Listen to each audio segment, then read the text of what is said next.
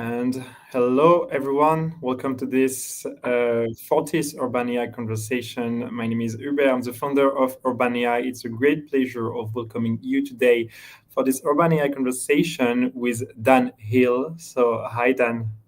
Hello.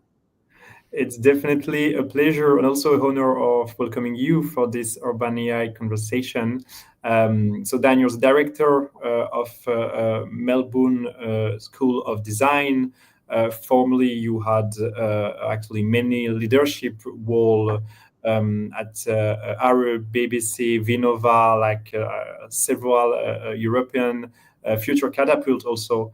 Like several European organizations. You also author two actually influential books on strategic design. And today we're going to explore together topics and the intersection of screenless cities in a sense. That was really, if I remember well, how we first reached out for this specific conversation, because we did other projects together, but this one, it was like for a project dedicated to the screenless city. And so it's really a great pleasure of exploring it with you. We will first have a 20-minute presentation by Dan, and then we will have a fireside chat. Feel free to use the chat if you want to introduce yourself, if you want to connect also with other viewers, or if you want to ask questions or react during Dan's presentation or during our fireside chat. You know, if you've been following last Urban AI conversations, that I will definitely share and ask your questions.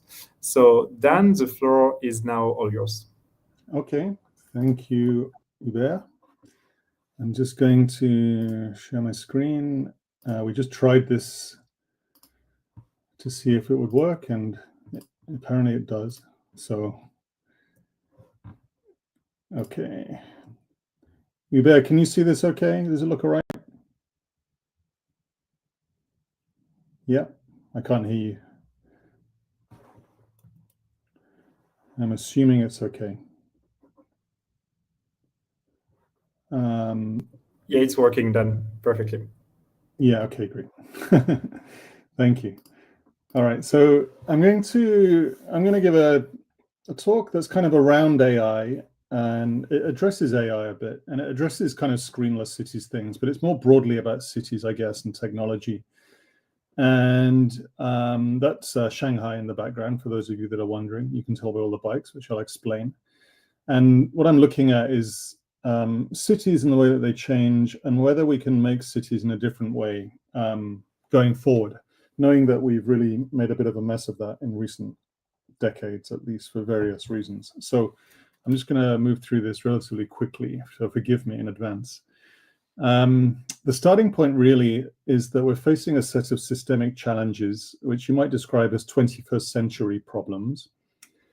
And I think you probably can guess what they are, like climate and biodiversity crisis, public health crises, demographic challenges, technological disruption, that kind of thing. But we're trying to fix them with 18th century organizations, by which I mean things like city government, national government, nation states, national borders, corporations. All of these things emerge in the 18th century in the global north, at least, and then 17th century or thereabouts, Enlightenment era. And they haven't really changed much fundamentally since then in many ways. So, of course, they've been upgraded, but in essence, they're the same kind of organization. And that's very different to what came before. And it's got us into this fix. So what I'm saying is that we can't solve the climate crisis with the same tools that created the climate crisis. It's kind of like trying to put out a fire with a blowtorch. So that's not really going to work. We need to really reset the system settings, as I say here. Now, part of that is the way that we think about cities and technologies and the way that they come together.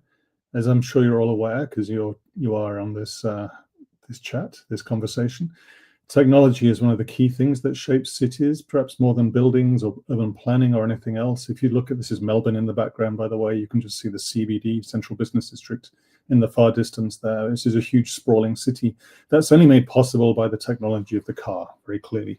right? And then, but there are other things that shape cities, whether it's the flushing toilet mechanism that enables tall buildings, or the elevator, likewise, or the sewer system, and so on. So all of these things fundamentally change cities.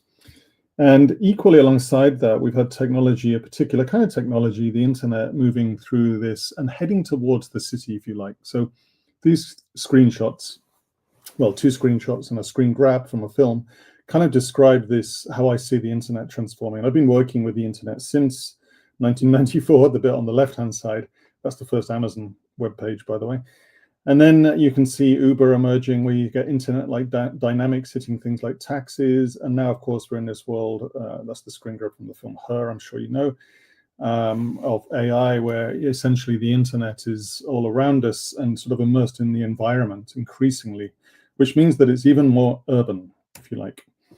And this means that it's having significant effects. So it's no longer just things like Amazon just moving books around, but it's actually affecting much more fundamental systems like culture or energy or mobility or housing or decision-making, things like this.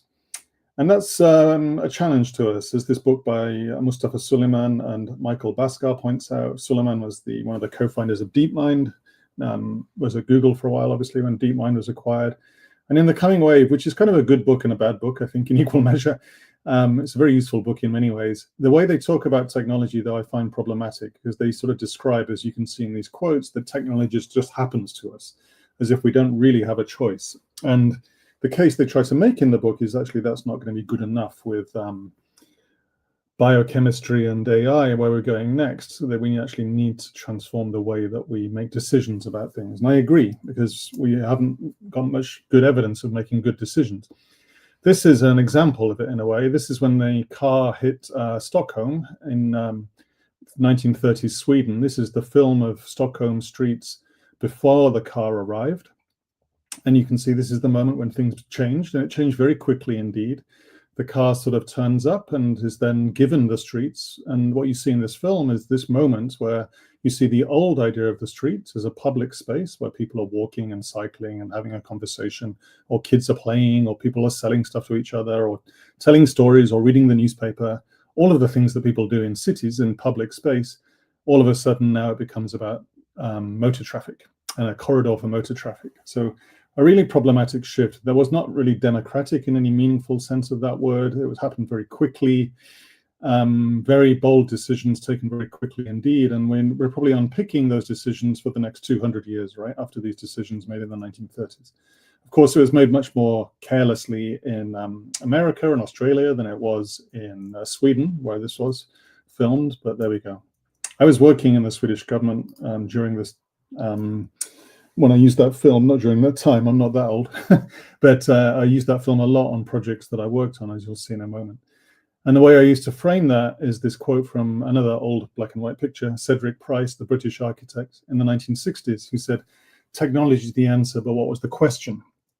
And really what we didn't do with the car was ask, well, how should cities move around?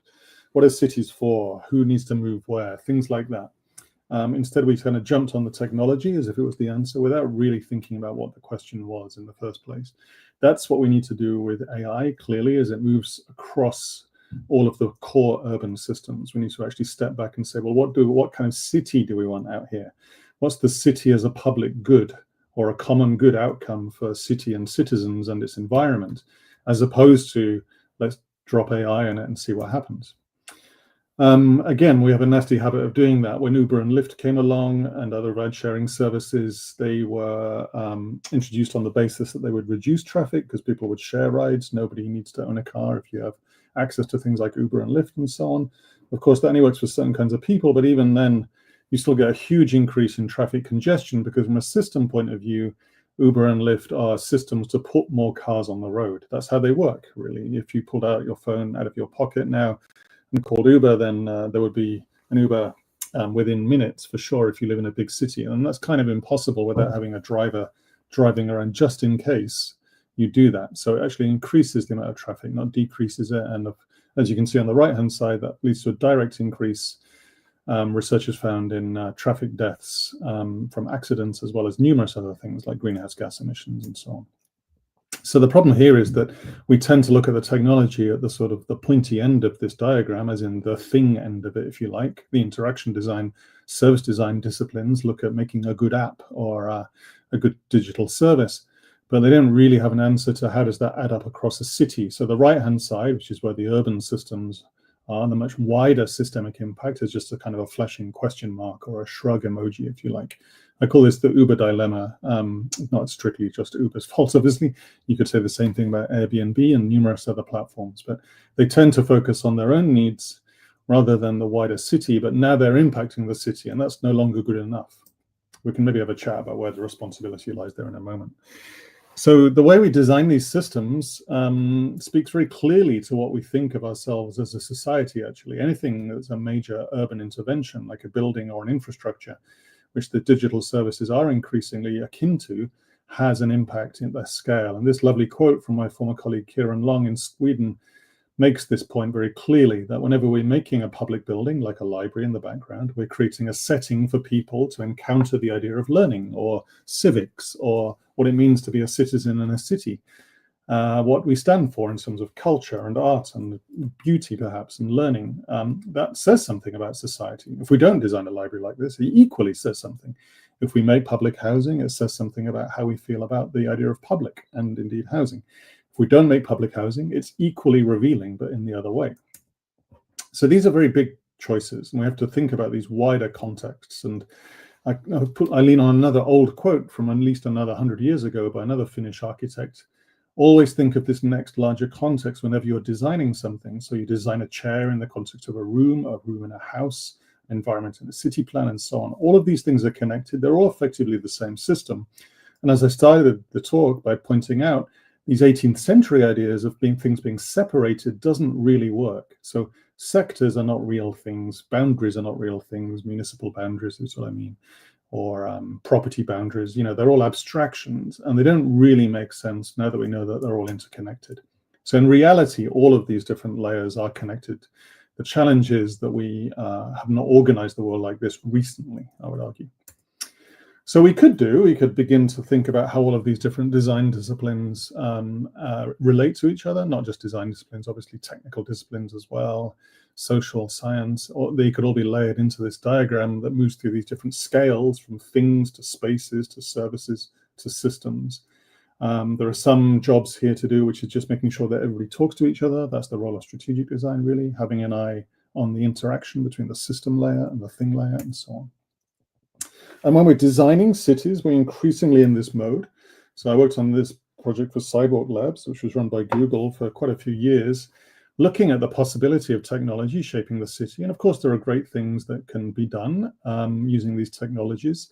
In this case, let's say autonomous vehicles and self-driving cars. And this render that my team did for this project, you can see on the bottom right there, we put kids playing in the street deliberately because of those old films from the 30s, knowing that streets are public space. And for most of human history, streets have been full of kids playing and people walking around or having a chat or reading a newspaper and so on. And we can get to that again, perhaps, by actually reducing the amount of car traffic through the use of shared vehicles, shared autonomous vehicles even. But who runs this is really key. And I'll just give you a nod to the book in the left-hand corner, Sideways by Josh O'Kane, as to what happened to this project, because I can't tell you that much about it because of non-disclosure agreements, but you can read that book and you'll find out how hard this is to do this kind of work in reality from a corporation's point of view, quite rightly, because a corporation is not a good entity to run a city with. But what kind of street would you end up with if you had this sort of feeling of the autonomous vehicle? Well, interestingly, everything flowing like this, again, is how cities used to be. This is George Street in Sydney in 1906. And you see it's almost constantly moving. There's none of the stop-start of traffic lights because of excessive cars and things like this. There's lots of trams, there's constant movement, pavement, walk, sidewalk, everything, all at the same time. So let me just play you this clip, and there's a way of thinking about how you deal with these systems. Hopefully you can hear this, but I've put subtitles on anyway, because there's a particular way we need to look at systems when they play out like this. I'll just play this, it's just a short clip. You hungover? Just saying, you look like shit. You know what you need at the crime scene? Rubber gloves. Soft eyes. Like I'm supposed to cry and shit? You got soft eyes, you can see the whole thing. You got hard eyes, you stand at the same tree, missing the forest. Oh, Zen shit. Soft eyes, grasshopper.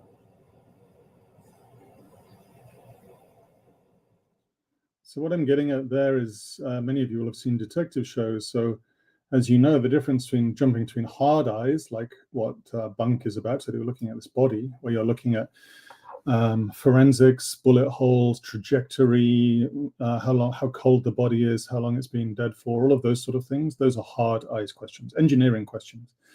But you also need to step back at some point with soft eyes and say, well, who is this person? Why did they get shot? Who was really annoyed by them? Who's their enemy? Who's their friend? Who's their lover? Who's their neighbor? What is this neighborhood about? All of those kinds of questions are soft eyes questions, social and cultural and political challenges.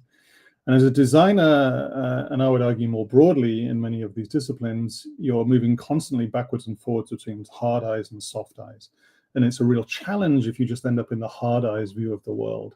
There's lots and lots of thinking about this. We could talk forever about that one. But that is often happening with technology. We see it as a technical challenge without stopping to ask these soft eyes questions. So for instance, when we're building housing now in Australia, it can look like this. And this isn't really because we're looking at the system. It's because we're just sort of serving individual needs, as again with the Uber challenge. These are the largest houses in the world, some of the smallest household sizes. There's absolutely no need to build houses this big. It doesn't match the population's needs at all. This is just a system running on overdrive without anybody stepping back and asking what's the social, political, and environmental consequence of this. We cannot carry on working with cities in this way. It's deeply problematic. From a built environment point of view, all of the stuff I just showed you in that picture is coming from all over the world, usually the global south, actually. Most of the global north is increasingly extracted from the global south.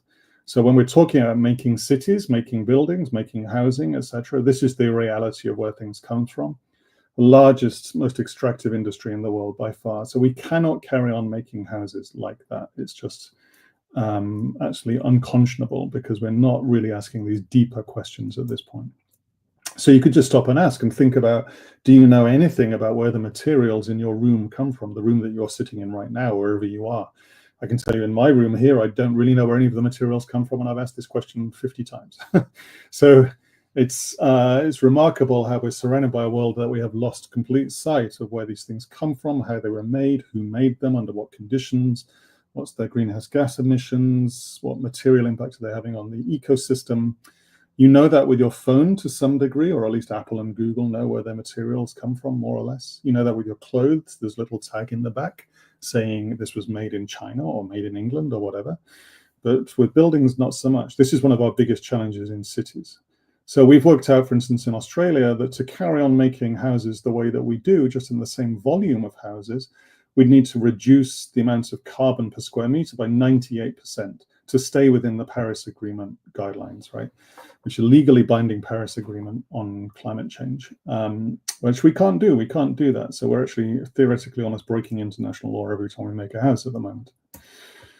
So how are we beginning to fix this? Well, again, understand these systems and where do they come from? So at our school, the architecture school that I'm the director of, we've been running studios in our farm. Actually, the Faculty of Science has a farm, 2,500 hectares in northern Victoria, looks like this. And we've had students learning how to grow materials to make buildings with, like to grow buildings essentially, whether it's clay bricks like these folk are making, or it's hemp for hempcrete, or straw for straw cassettes, or timber, and so on. In Malmö in Sweden, there's a material bank run by the city, which captures all of the demolition waste, 3D scans it, databases it, makes it available for new buildings. This is the kind of thing we're going to be seeing more of, making new buildings from old buildings, essentially. Extraordinary, but there aren't many places like this one. Malmö is way ahead here. In Japan, where traditionally they used to pull down buildings very quickly, you're seeing this regenerated, retrofitted building, turning from the blue glass building on the left-hand side into this beautiful cedar log rammed earth construction in the middle. It's the same building, but just retrofitted. And you see on the right-hand side, the system at work here. This is, again, somewhere where we need to take a systemic approach. And of course, there would be fantastically interesting uses for AI, actually in understanding how these systems come together if we point at that challenge, which is my point, I guess, that we need to point AI at meaningful challenges like the way that we make buildings and what we make them from. Because right now there's hardly any information in the industry about that. Contemporary technologies like fabrication can enable self-build at scale, like WikiHouse by Open Systems Lab, or Multimax by We Can Make. These are neighborhood scale self-build systems where people can make houses, completely plausible houses, 2-3 story, perfectly good for living in, very well insulated, biomaterials and so on. Digital thinking all the way through those, but the big change here is understanding the materials existed before and they will exist after, and the building is just a moment when they're in that particular configuration. So understanding the system flow is what's important here. So let me quickly switch to one more example and then we'll stop, which is to do with mobility and cars. And again, this is a picture from Australia. I took this picture where there's pretty much the highest number of SUVs in the world, as well as the biggest houses, as far as we can tell.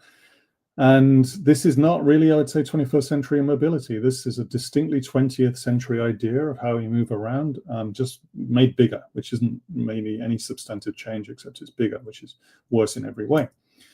Whereas we could look at doing things like this. This is Toyota's Woven City project in Japan. It's run by Toyota and it has no cars in it, which is interesting.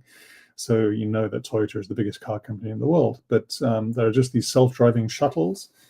I worked on this briefly as an advisor, and they move people around, but otherwise it's for cycling and walking, and it's all neighborhood scale. It's super interesting. In a way, these autonomous systems might enable human and other living systems to step forward by making more space for them, which is really interesting change if you think about it. But again, only if we have a public good approach in mind.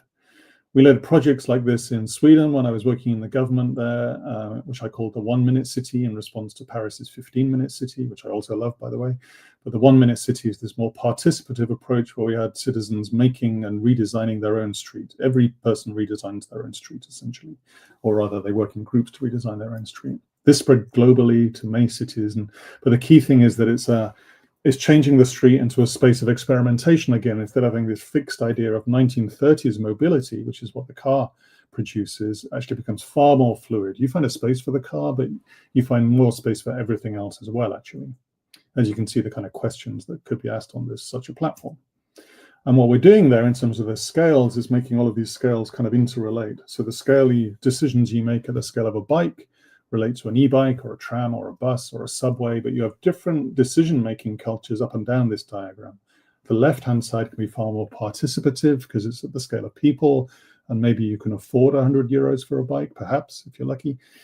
You can make things work at that scale across the neighborhood, whereas at the subway scale, that is billions of dollars or euros. You need a city government for that. You need large consultancy companies and so on. You can't get that wrong. It takes 20 years or 10 years.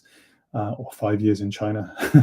But it's a different kind of decision-making culture. But all of these decisions are joined up, and you're switching between participative and representative, low-tech, high-tech, all at the same time.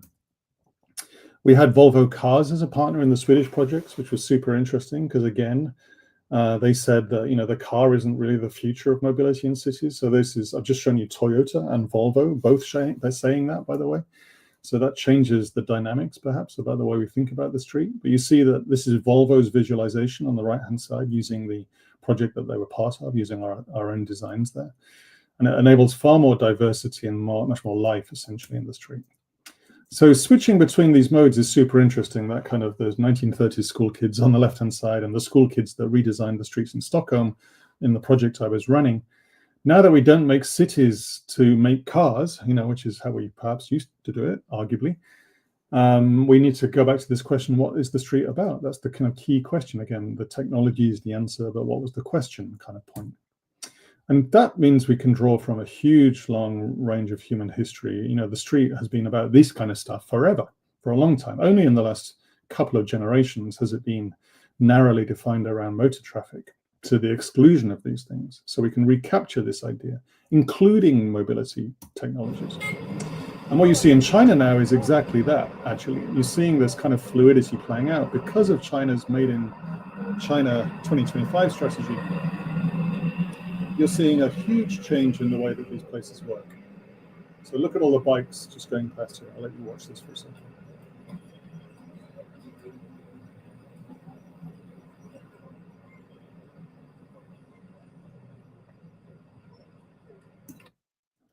And this is a school pickup in China. I took this video about 6 o'clock. And again, the balance is interesting. There's about 2 or 3 cars that slide by, but everything else is on bikes. And it's mainly electric or some pedal powered, obviously. But this is, the industrial policy interacting with the urban policy. This is China innovating wildly, the world leader, by far the most innovative country in the world on this front. The old idea that China just copies Europe or the US is very out of date now, for sure. China's absolutely world leading this. We're years, decades ahead of America on this stuff, for sure, including AI, by the way. But certainly it is in terms of electric mobility, which is interesting. And what you're seeing here is this 1970s thinking beginning to return. This is Ivan Illich writing in 1973 about convivial distributed infrastructures, hackable technologies, lightweight and electric. He didn't quite write those words, but that's how I interpret them from his book, Tools for Conviviality. Or E.F. Schumacher, an economist, writing about the 100-pound technology, small scale, made from local materials, easy to operate, simple to maintain, energy efficient. This is the kind of intermediate technology that we need. Interestingly, if you look at DeepSeek, the Chinese AI startup, when it came out earlier this year, and there was lots of news headlines about it, all of the words I kind of gathered up on the right-hand side are very much in this early 1970s thinking, actually. Cheap, good enough, low energy, interchangeable, collaborative, vaguely open, linked to public policy, frugal innovation. It's interesting. That was about DeepSeek, but it could have applied to the vehicles. You see this all over East Asia in numerous ways, and also in Europe, as you can see with Stockholm in the past. One key thing there is, how do these repair shops then adapt? This is from Bangkok, and there the city is full of these beautiful repair shops, which keeps all of these motorbikes and bikes going. But what happens as they become more code-based, essentially? How do we enable these local circular loops once we have software in the vehicles? Interesting question. Do these folk also retrain as software engineers? Possibly, possibly not. But that's a real challenge for us if we want to maintain this local, or actually increase this circularity. What is a kind of mobility that's slow and proximal and participative? What does it mean to have repair shops for community robots in this kind of context? How do we live alongside these things? These are all the questions I'm struck with. How do we decide what's valuable for humans to do and what's good for code to do? So the street sweeper on the right-hand side there, I'd argue, is a fundamental part of East Asian cities and many European cities. Incredibly important role in many ways. Not that we pay them properly, but we should do. We could get a robot to do that, and I guess that would be an improvement in many ways. But what would we lose in doing so? I'm not saying what the answer is there, by the way, but I think that is a good question, at least, because I could go either way on the answer to it. I'll skip that one. So technology then is this much more broadly defined idea about it's our active human interface with the material world. That's a quote I borrow from the writer Ursula K. Le Guin. So that's a very much more open understanding of tech in that sense. And finally, I'll close with some thoughts on a project I was part of with some colleagues, Stanislav Rudavsky and Rokas Hinkel, and a few others in our makerspace here in the lab downstairs, where we created a habitat for a blue-banded bee, a native bee in Australia, using a 6-axis robot arm to make holes that humans can't. So working really for ecology, using old logs collected from the campus and then put back together in tree-like things. So this is using 3D scanning, fabrication technologies, robotic arms, but also ecology and ecosystems to recreate tree-like structures for native bees and create pollinator corridors while we're growing trees alongside. So we're working with 2 types of more than human intelligence there. One is the bees themselves, and working with ecologists to understand how bees' habitats might best work, but equally we're working with robotics to understand how we could possibly make structures that humans can't. There's something in this that I think is super interesting, and it really, following this quote from Timothy Morton, we don't know what that feels like yet. This is, by the way, is a picture of a wolf in the Helsinki suburbs, because wolves are moving back into the cities because of climate change. We don't really know how to handle that either. But as Timothy Morton's quote says, this is a bit strange and uncertain, and we don't quite have the words for that yet, but that means we need to explore it and do research about that right now. So finally, we can't solve these 21st century challenges, again, with these 18th century ideas. There's no way that current municipal structures or corporate structures or national government structures can tackle some of the challenges that I've only laid out for you in 20 minutes or so, right? These balances of urban and rural, city and planet, systemic approaches, east and west, past and future, low-tech, high-tech, all at the same time. How do we do that? Well, I've given you some ways of thinking about it, perhaps, but the last one I'll leave you with is this one, which is going back to this soft eyes and hard eyes approach. Somewhere in that is a far more holistic approach to technology and indeed cities. I'll leave it there. Stop sharing. Thank you. Thanks a lot, Dan. Thanks a lot, really, for the fascinating, inspiring also presentation. I might actually have several questions, follow-up questions on what you shared, and maybe we could start with one of your first slides dedicated to Cedric Price quotes.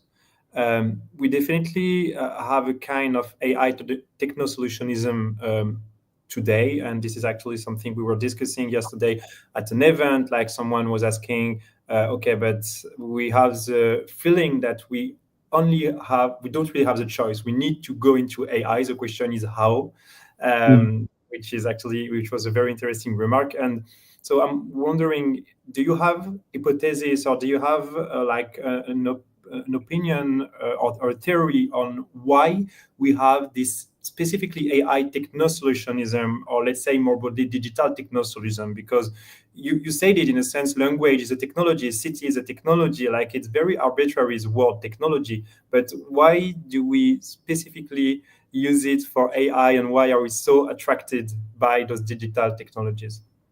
Yeah, well, I don't think it is specific to AI. I guess that's why I started with the image of the cars as well, and also made the point about the way that we tend to handle technology, at least maybe arguably the last 300 years. So I know that's a long time for all of us, but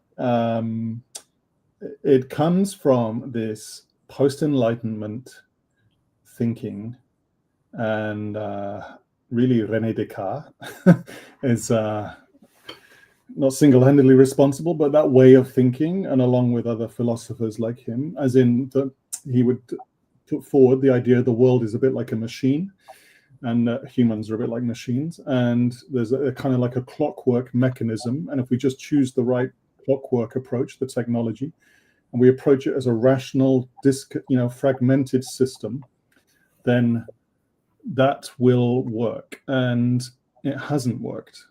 And there were many philosophers subsequently, Hegel and Heidegger and others, Merleau-Ponty, who already made that view quite problematic in the late 19th century, early 20th century. Nonetheless, we know that that view of the world became incredibly embedded, at least in the West, at least in the global North.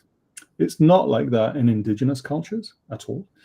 It wasn't like that before the Enlightenment. Even the Renaissance is not really like that, actually.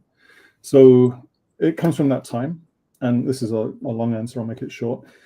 Subsequently, then, we see the city, say, as a system which is more like complicated than complex.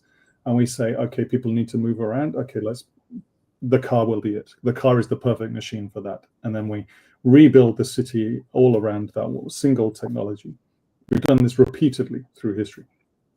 Again, and mainly in the last 300 years. AI, I think, is just one of the latest ones there in a way, where we say, okay, this technology seems incredibly promising and doing some things, let's deploy it and see what happens, without really stepping back and saying, well, what are we about? Why are we doing any of this? Like with the city's job is to produce a public good, right? That's what the city is for. That's kind of why we make cities, as a public good. So that's a good question.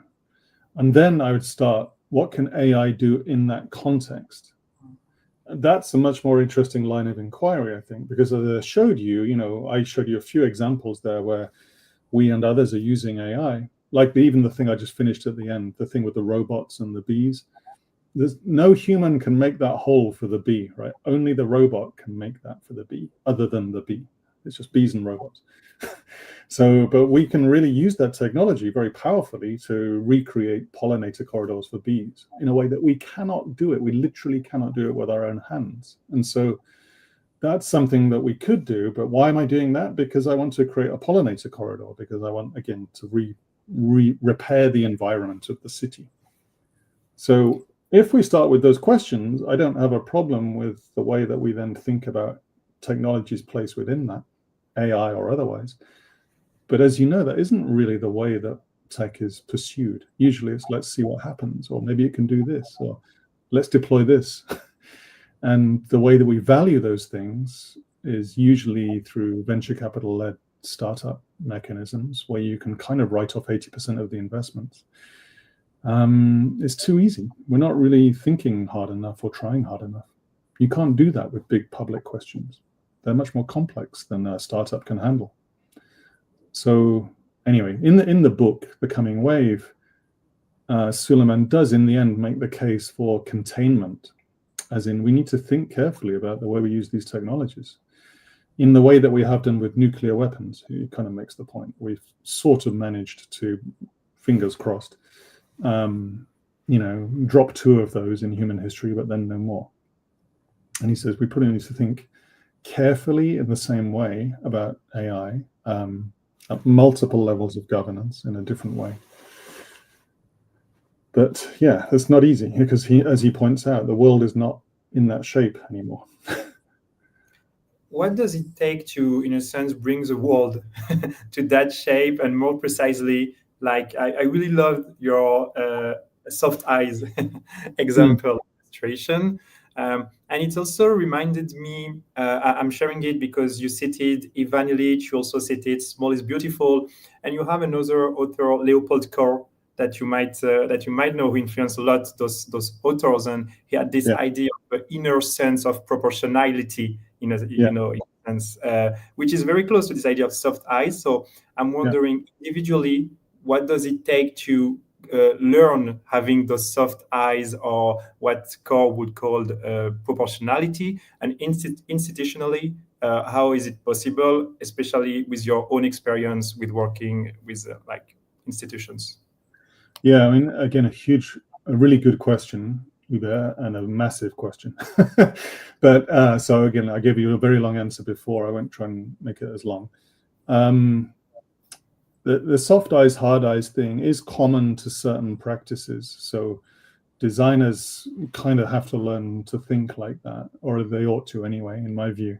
You're thinking at different scales simultaneously. So when you're designing the bike, you are also thinking of the city in some way, right? And you design a different bike for the country to you do the city streets, because you're thinking of that terrain and those distances and the environment and so on. So that way of zooming backwards and forwards between the technical details of making a bike work or making a bit of code work, and then stepping back and then saying, well, what's the environment this will be used in, who by, for what, that's just good design practice, essentially. I think many other people can also do that, by the way. It's not just designers. I think, social scientists often do that too.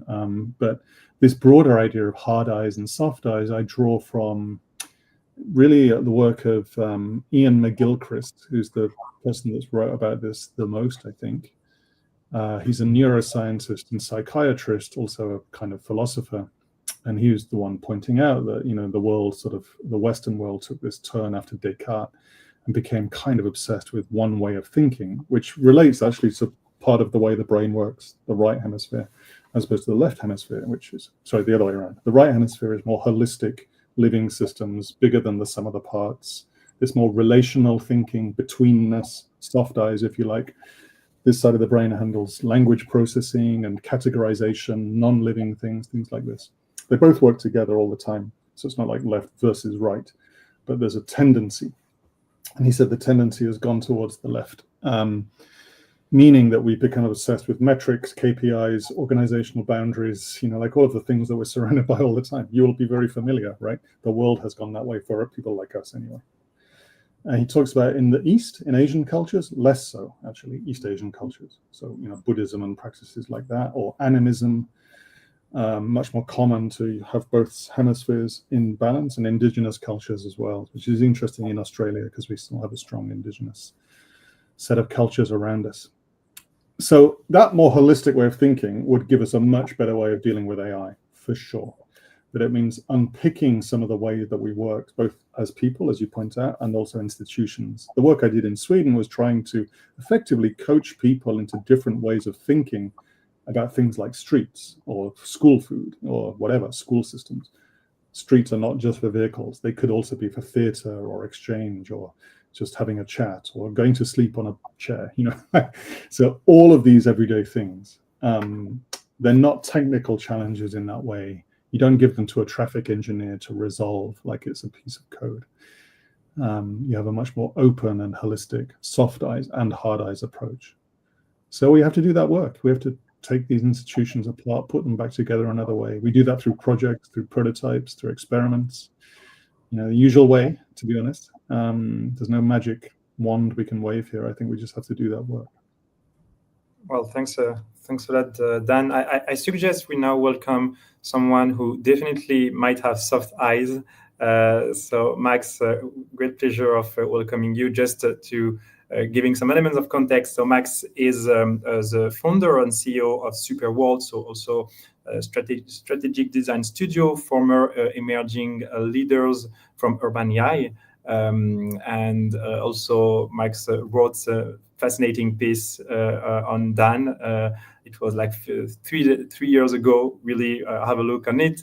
And so, yeah, Max, I really wanted to invite you to this kind of collective now discussion. Any reaction, thoughts you would like to share? Yeah, thank you so much for welcoming me here. And again, thank you so much, Dan, for your presentation. It's always really fascinating how you can make the jump between the very, very abstract idea of a city and technology and then back to how you actually implement it in real life.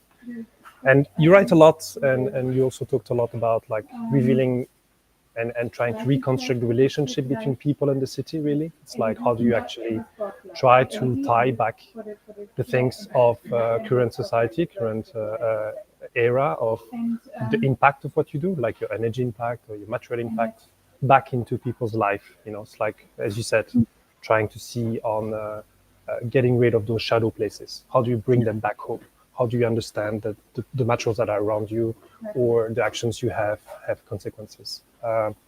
And so that means that requires a different kind of technology. You're trying to see if you get rid of the interface of the phone itself, like what does it look like in real life in the environment?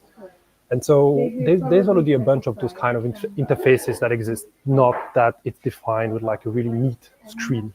But for instance, if you go in many of the new towns that are being developed, whether it's in France or in the Netherlands, there's a lot of thinking about the waste flows. So how do you make that visible? Instead of hiding it, how do you make it so that people can see how much waste is being produced? That's kind of a visual cue, right? Like it's kind of a metric that people can see, oh, that's how much we produce.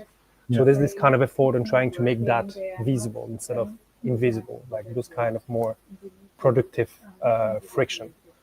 Or in the case of energy, once you try to collectivize energy in communities where you have people having local heat networks that are cooperatives, for instance, how do you try to create that interface between people so they start to understand that it's their energy, but that means you're not solely a consumer anymore. You're not really in the end point. You are really actively into it. You can shape the decision making into it. So I think that's quite interesting. So long story. My question is more like, what do you see this kind of emerging kind of interfaces that can help citizens or everyday people in the city to be more, if not aware, more active onto those kind of hidden things of what does it mean to live today? Yeah, that's a great framing, Max. Thank you. And I'm always conscious that it's like in a way the best interface is, as you described, is like ownership, really, because there's a danger that obviously that we reveal the mess, but the individual still can't do anything about it. We know this is, one of the problems with the way we frame things like climate change is like you as an individual have to use less plastic coffee cups or, something like that. Whereas in reality, it's like a global challenge organized by governments and corporations and large companies and small ones.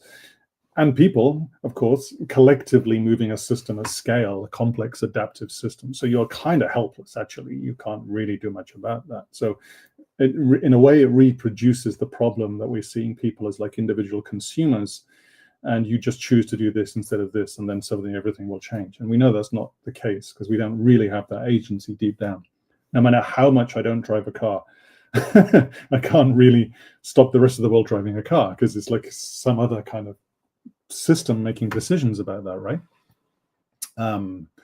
So I think I really liked that you framed it around the energy cooperative, as you kind of did there, the collective use of that, because I think that's interesting, because there you have people, producers and consumers, and you almost don't need to try too hard on the interface. I mean, you could, I would, as a designer, try and think of 20 different ways of making that interesting and compelling and exciting, and they could be fun and amazing and so on. But if you have a wind turbine and you see it turning and it's going into the 5 apartment blocks that you and your neighbors are all part of, that kind of is the interface. And the most important interface is the fact that you kind of all own it. You're co-producing it, because then it's your system. You're really part of that in a way.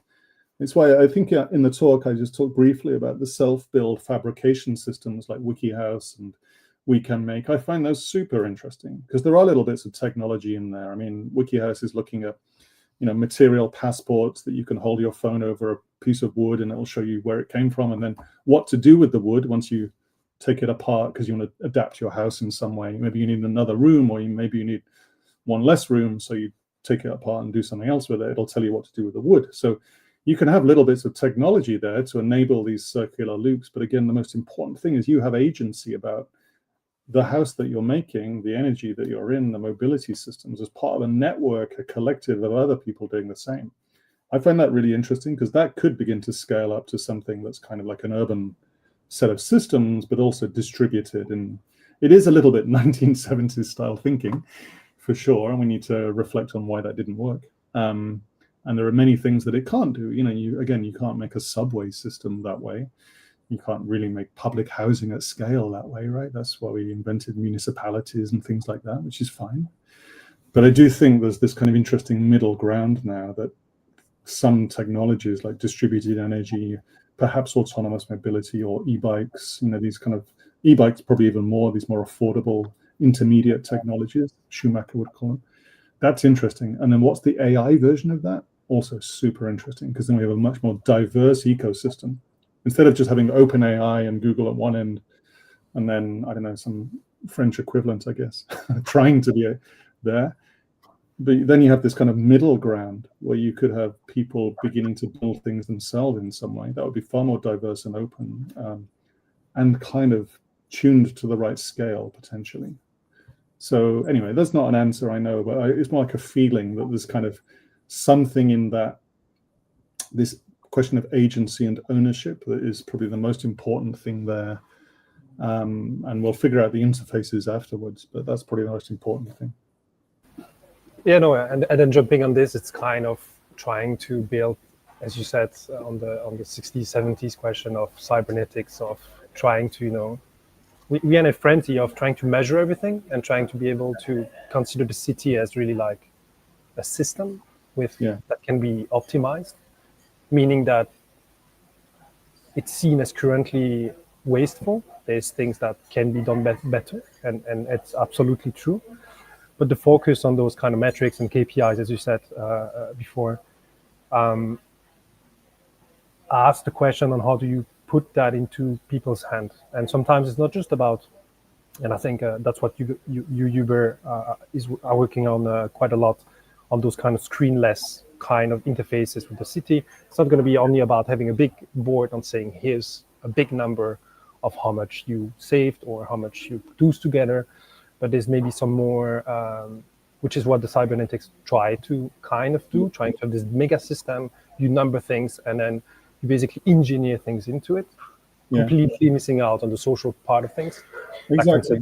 Like measuring on how many people are not showing up at work as a metric to see how economically your city is working. So the question is like, is it what you see is being kind of missed out at the moment? This kind of more like we're doing exactly the same than the 60s, 70s, just like super boost, because it's much easier to have access to those metrics, that everyone can do that. Yeah. So instead of having a few minds trying to measure everything, now it's everybody that can do it, and there's tools to do it. Isn't that the exact same mistake we're doing, but now decentralized? 100%. But I think that's maybe the difference between the 1960s and the 1970s. Not just a subtle difference. The 60s was more the cybernetics stuff, perhaps, and Stafford Beer and so on. The things I was talking with Illich and Schumacher, they're quite different. They don't really talk about measurement or any metrics or anything like that, or even cybernetics. So I think that's a different kind of approach there. I think you're very correct to highlight this challenge of measurement and quantification, and the thinking there is much more engineering led. I don't mean that in a disparaging way, because engineering is incredibly important, but like we'd all be dead without it. But if it's the only voice, it's again the hard eyes problem, and it driven by efficiency metrics. And efficiency, as we know, doesn't really get us to a more meaningful set of questions, and it can be very damaging indeed. So I'm sure you all know Jevons paradox, this problem of the more efficient you are with a material, actually the more you use of it overall. So Jevons was this kind of industrialist who looked at coal use in Britain in the 19th century and how much more efficient coal was compared to, say, burning wood, powering the Industrial Revolution. But of course, we ended up using way more coal, not less coal. And it's the same with electric vehicles or even self-driving vehicles. If it's just driven by efficiency, then we'll probably drive for many, many more miles or kilometers than we were previously, right? So it's really problematic. The more efficient you are with a material, actually, the more you end up using because you're more efficient with it. And so it's this paradox, which is not really a paradox. It's just the way things actually work. So, and what of course we know then is that we need some efficiency thinking for sure. Like a subway needs to be efficient. You need it to be there every 2 minutes or 3 minutes. That's totally fine. But the more meaningful things in life, like why are you getting the subway? Maybe you're going to play football with your child in the park, or maybe you're going to see a concert or something. That's not about efficiency, really. So then you stop thinking about efficiency, right? It's not efficient to play football with my kid in the park. But that's why I live, those kinds of things. So we need to really have this kind of soft eyes, hard eyes. The value of inefficiency, incredibly important. Like I think many of the best things in city life, if that's what we're talking about, are distinctly inefficient. Having a coffee, reading a book, meeting a friend, having a chat, hearing somebody practicing the trumpet upstairs, gardening, these are not efficient things, right? Going to see a band, like it's not about that, but that's building a startup, whatever it might be. These are the things we go to cities for. And then there are some things in cities, arguably energy systems, mobility systems, some of those infrastructures that you do want a bit of efficiency thinking, but it's this balancing act again. Even the subway itself, if it's just about efficiency, it wouldn't be a very comfortable or enriching place to be. So we need to design it well, which is then not just efficiency thinking, right? So that's the danger with AI, that we lose sense of this soft eyes, hard eyes, efficiency, inefficiency. It can be very reductive, as you know, very quickly, and hugely distracting as well, by the way. And we lose sight of these bigger questions, I guess. On this topic, I might just share that we welcomed, I think it was 2 weeks ago, a fascinating researcher. Her name is Chara Natali, and she presented her research on what she calls frictional AI. So really at the heart of what you both shared. So how do we add meaningful inefficiencies and meaningful frictions and slowness in the development of AI? I think she's now submitting her PhD, so good luck to her. Share the link. I would love to read that, because I think that's really the way forward, to be honest, along with the other stuff. I will, definitely. Yeah. To conclude, maybe last question, and you both have 2 minutes to answer. When developing regions and cities in a sustainable way, I feel there's a tendency to create policies starting how to implement specific technology, especially in Japan. What is the most important factor in harmonizing technology with cities adapting technology to fit the city rather than the other way around? Would it be the presence of interdisciplinary teams that include technologists, but also policy makers? Shall I go, Max, just briefly? Yeah, I mean, I think the clue is in the question. So it's a good question, and you use words like harmonious, and you talk about interdisciplinary teams, and so those definitely are ways forward. I think involving citizens in that as part of the team. That's certainly the work that I was doing in Sweden. Trying to essentially let the decision making be done by people themselves and have experts guiding in different ways. So the citizens are the experts, if you like, and then we have technical experts who would do other things. And those teams should be as transdisciplinary really as possible. So they need to include social scientists, anthropologists, ethnographers, ecologists, experts in certain domains, as well as designers and policymakers and so on.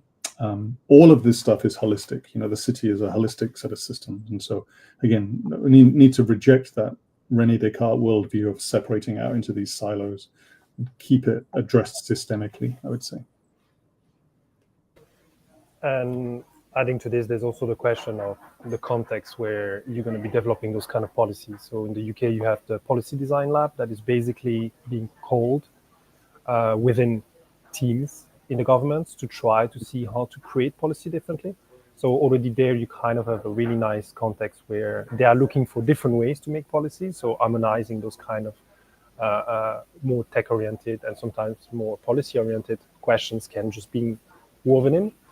In the Netherlands, we're involved in a project where the city wanted to have their roof used as much as possible. That's just a very small anecdote, but it's going to show you a lot of what's going on in the built environment generally. And basically, they had a yellow team and a green team, which is great. Sounds like a really nice football game starting. And then the yellow team is in charge of putting solar panels on the roof, and the green team is in charge of putting green roofs onto the city. And they do not speak to each other because one is speaking in terms of square meters of roof of green, and the other one is speaking in kilowatt hours. So when we asked them at the first meeting, can you give us your objective for 2050? Basically, they're covering more than 100% of the roof of the city, which is kind of a problem because there is a shadow war that they are not aware of. And if they knew about it, they would try to solve it. So the question here was not trying to, because they were asking us, trying to find like a really nice smart mapping of the city. But the first smart mapping was just to have a printed out map of what they wanted to do, both of them, a very down-to-earth kind of technology that is just nice pen and paper. And then you go in a meeting room and then you try to just work it out. So I think it's also being able to put people in a room when you're trying to have those kind of technology-oriented policy making is also very nice to just go back to the basics. And sometimes most of the problem can be unveiled, if not answered, unveiled through those really, really basic questions. And I think that's also what you are working on a lot, Dan. And I think that's what ought to be much more into the policy making and the government side of things, I would say. Yeah. Super interesting. Well, thanks a lot. Really, that was an amazing, great pleasure of welcoming you, Dan, for this Urban AI conversation. Thanks for joining, especially at such a late time in Melbourne. So thanks for taking the time. Max, thanks a lot also for joining. It was a kind of last-minute request, but thanks for taking the time. That's already the end of the Urban AI conversation. This episode is actually already available on YouTube and LinkedIn, and we will see again next week. Dan, you several mentioned Asian example. We will actually virtually go in Asia, more precisely in Taiwan, with some of their MIT researchers and how they are using LLM for urban simulation. Thanks a lot again, Dan, Max, and thanks for joining, everyone. Take care. Perfect. Thank you. Thanks a lot. See you.